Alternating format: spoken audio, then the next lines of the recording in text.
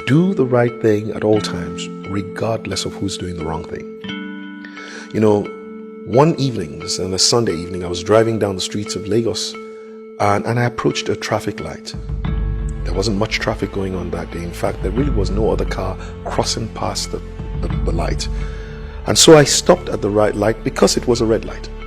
And apparently there had been a little build-up of the traffic behind me. But because there was no other car passing across the road, I started to hear the honking of the car behind me.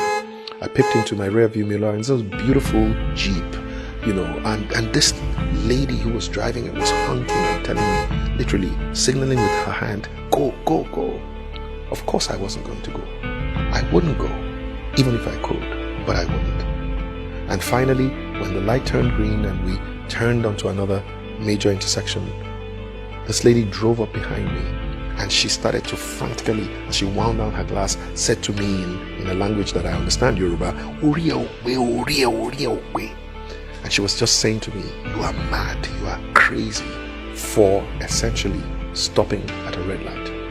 What the lady didn't realize is that I am a commissioned officer of the Nigerian police force. And literally, it's unlikely that anybody would have arrested me as a policeman simply because maybe I went past the light. But I would not go past that red light, not because I'm scared of being arrested, but for the very simple reason that, number one, I fear God. Number two, I love Nigeria and I love the people of this nation. Number three, this is the most important one, I do have a respect for the law. That respect for the law is a respect that I have chosen to give the law because of my values. You see, the other thing that the lady did not realize was that as she was winding down her glass to tell me how crazy I was, she had wound down the glass, the rear glass, and two little beautiful girls were peeping their head out of this beautiful Jeep, looking at this man who their mom had just told was a madman for stopping at a red light. And you see, basically what had happened was they had just gone through their first driving lesson, 5-year-old and 8-year-old girl, and they just learned from their mom that anyone who stops at a red light is crazy.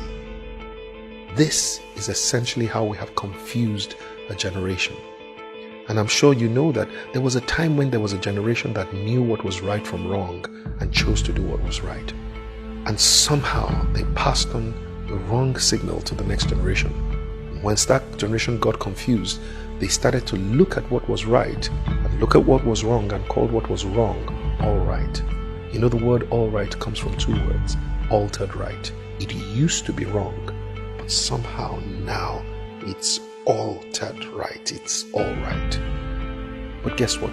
We have now come to another generation, and I think they are the most confused.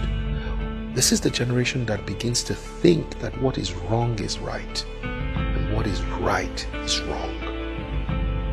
And so we have to go to a place where we restore not only our values, but we put it back, the right values, into the consciousness of our people.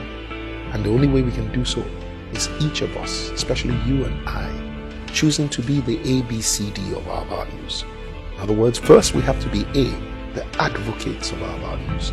We have to be the proponents of these values. We have to go out and literally on behalf of the values tell people what we stand for.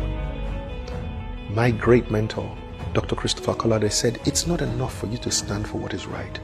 You must let people know what you stand for. But then, apart from being an advocate, we have to become believers and behavers of our values. In other words, don't just say what you believe, behave in accordance with your beliefs. And then there is C, be a champion for your values. Choose to make and convince other people what it is that you stand for. And the last one, be a defender for your values.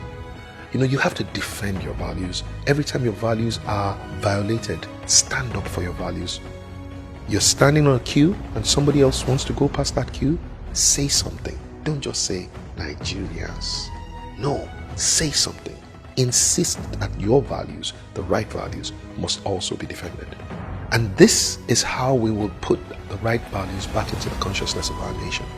Each one advocating, believing and behaving, convincing and defending our values. So go ahead and do the right thing at all times, regardless of who is doing the wrong thing.